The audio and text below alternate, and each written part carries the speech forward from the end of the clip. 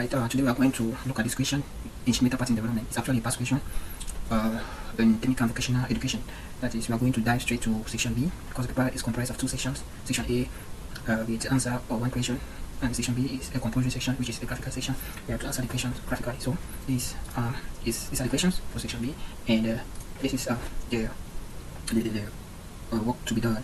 There's a page on which we are going to answer the question. So let's get started. So here we have a transformer with a non-parallel basis. As you can see, the upper base is having a circular section. This circle right here presents the upper base, and the lower base is having a rectangular section. This rectangle that we find right here presents the lower base, and the two bases are not parallel. So we are going to use the tangent plane method to resolve this problem. So let's get started. First thing I'm going to do is that I'm going to draw lines linking the upper and the lower base from the front view. So this is the front view right here. So I'm drawing a line from this one to this one. Now these lines have to be collinear. These two lines. Ensure that the lines are collinear. Same with these two lines. They have to be collinear. Okay. Now the two lines will meet at the point I call the point M prime. So call this point M prime. Now drop M prime, or draw a line from M prime vertically downward, or drop it downward to this line right here. Ensure that this line is actually vertical. Okay. Now I'm going to link the lines of the lower base which are not parallel to this line. So these are the lines. These two lines belong to the lower base, and these two lines are not actually parallel to this. So I'm going to project this line to meet this vertical line. The construction line. So project the lines to meet here at this point. I call the point M1. I project this other line right here to meet at this point. I call the point M2. So M1 and M2. Now to determine the tangent points, I'm going to construct tangent to the circle right here. That is the upper base passing to this point M1. So I'm going to construct the tangent to the circle passing to point M1. To do that, I'm going to draw a line from point M1 to the center of the circle, and same thing from point M2 to the center of the circle. Now to construct the tangent, I'm going to draw an arc from the center of this line M1 to the center of the circle. I'll stand at the midpoint of the line, up to the center of the circle with my compass, and I'll construct an arc to touch this circle up. That arc will touch the circle at this point. I'll call it T1. I'll call it point T1. That will fix tangent. That is tangent 1. I'll do the same thing now. I'll stand at the center of this line from M2 to the center of the circle. I'll look for the midpoint. I'll stand at the midpoint with my compass, and radius from that midpoint to the center of the circle. I'll construct an arc downward to touch the circle at the point. I'll call it point T, or maybe point T2. So I have T1 and T2. Those 2 points, T1 and T2, represent the tangent points. Now for T1, this point T1 right here, I use this line, the line EB, to obtain T1. Therefore, I'm going to draw a line from E to T1 and from B to T1. Now, drawing the line from E to T1 will obviously fall on this line. Same with this one, fall on this line, so no need drawing. Now, coming to T2, I use this line right here to obtain this tangent T2. So I'm going to draw a line from point D to T2 and from point C to T2. So to do that, I'll change the layer. I'll use this line. So I'll draw a line from point D to T2. I'll draw a line from point C to T2. Good. Remember, these lines are supposed to be no construction line. Yeah, supposed to be construction line. So that's supposed to be main lines. Good. Now the next tangent I'm going to obtain is to draw a line from here, a line perpendicular to this line passing through the center. So to draw a line which is perpendicular to the line passing through the center, I'm going to draw a line from here coming out, and construct a line passing through the center of the circle which is perpendicular to this line. Automatically it will fall. These two lines are perpendicular, as you can see here. Perpendicular automatically will fall at this point here, which is point 7. So this is another tangent point. So since I use this line to obtain this tangent point 7, I'm going to link the extremities of that line to point 7. So we change the layer right here. Yeah, okay. Now draw from this the extremities of the line, that is from B to 7 and from C to 7. Good. And do the same thing. The line perpendicular to this passing to the center, the two meet at this point. So point 1 is another tangent point. So I have to link point E to point 1 and point D to point 1. That is the extremities of this line to point 1. They are already linked.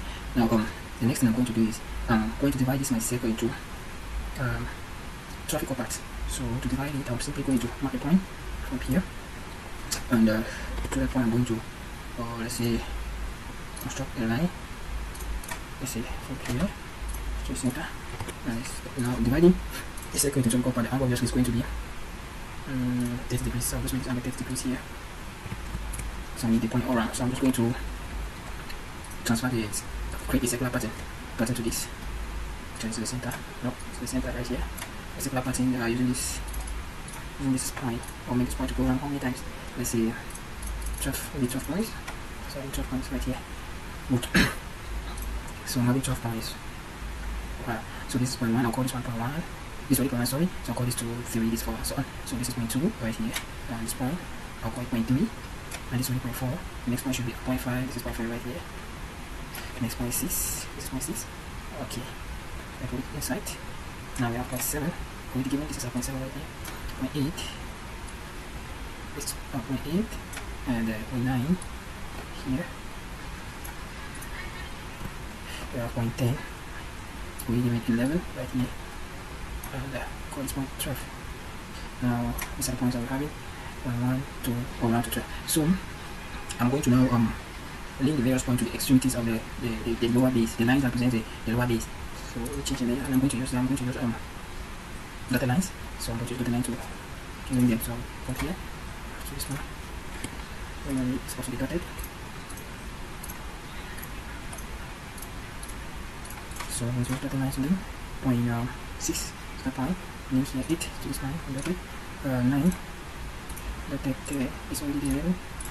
12, then 4 to D, 3 to D, and 2 to D. So this is what we have. So we completed the W, we'll go straight to the front view and complete it. To do that, I'm going to represent exactly what I've done down on the front view. That is, since this is a prime, C and D projecting on the front view is going to meet at this point. So this point we'll call it C prime and D prime. So we'll call this point C prime and D prime. Now projecting D and E and B prime, projecting is B prime and C prime and D prime. B prime and C prime. Good. Now projecting this point D and E, they'll meet at this point right here. I'll call it D prime, I'll call this point D prime and E prime. So D prime and E prime, I'll try right here. Now projecting point T1 up, we meet at the same point right here. This point we have 10, so I'll call it also T1 prime. And that's T1 prime. Now projecting point 4 as well up to the upper base right here. Because all the points on this circle, I'm going to project onto the upper base, and all the points on this rectangle are projected onto the lower base. So I've already projected all these points right here. That is A, B, C, D, and E. These are the points on the lower base. All them in the lower base. And then they respect to their corresponding points on the top view. So I'll do the same thing with the points on this circle that represent the upper base. I'm going to project them up on this line, the line, and then they respect to the number I'm given on this and the top view, that's the circle. Now if I transfer this point one, but projected the one up in 4 here, I'll call it 1 prime. So this point right here is 1 prime. Now projecting 7 up in before that level, I'll call it 7 prime. Now actually let's do the projection. Construction lines, let's do the projection. So if I project 7 prime, this can upward, this is 7 prime, I take it upward automatically. 7 prime. Before here, now it's construction line. Now change layer. Good. Projecting point 6 upward, you pass to point 8 automatically, and 4 at this point, on this level. I'll call it 6 prime and 8 prime, so here I'm going to have 6 prime and 8 prime. Now projecting this point 5, this is 5 right here. 5 will pass through 9 and meet the upper base at this point.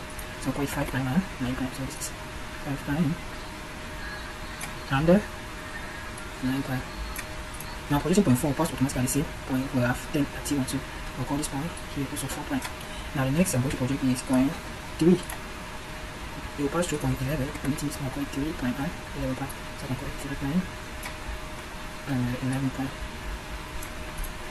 Now the last I'm projecting point 2, we pass automatically at point 2 as well. To meet at this point, call it 2 prime and 12 prime. Now this one point that is left, point T2, I've not projected, so I'll project point T2 as well. So I'll call it T2 prime. So this one T2 prime. Okay. I've transferred all the points from the lower base right here to the upper base. Now I'm going to do the same. The same way I've linked the points here. I'm going to present it on the front view. So looking at it, you see that point T2 is linked to point C with a continuous line. So I'll draw a continuous line, that is just layer to main line. Now see that point, drawing line from point T2 to C.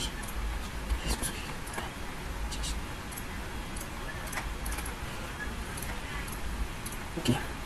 And again point T2, let's go from point T2 to point D. This is my D prime and this is my T2, so I'm going to draw a line from T2 to D. Now the next line is moving from point 7 to C. So from 7 to C and from 7 to D. Okay. Now we have nicely from 6 to C.